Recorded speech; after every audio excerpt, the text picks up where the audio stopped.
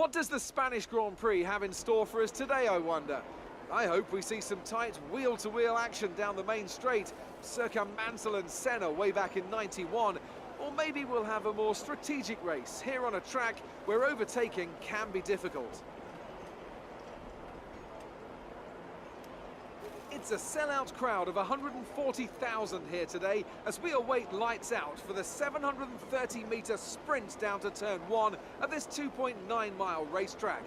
Overtaking is challenging through these 16 corners, but there's still a lot of high-speed excitement to be found, including the flat-out turn 3 and the terrifying blind right of turn 9. Anthony Davidson is here with me today. Together we'll be taking you through all the action of this Spanish Grand Prix. It can be hard for the cars to follow each other closely here due to the dirty air coming off the car in front. So perhaps we're looking at a more strategic Grand Prix, Ant. What do you think on that?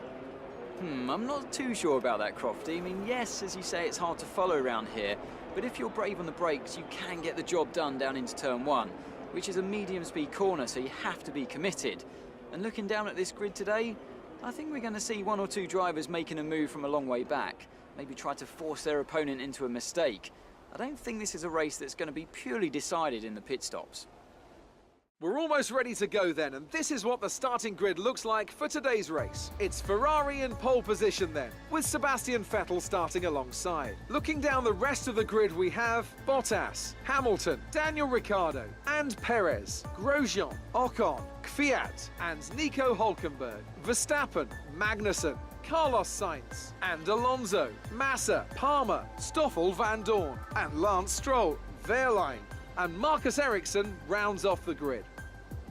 Now it's almost time to lights out, so let's go down to the track. You should have some space going into the first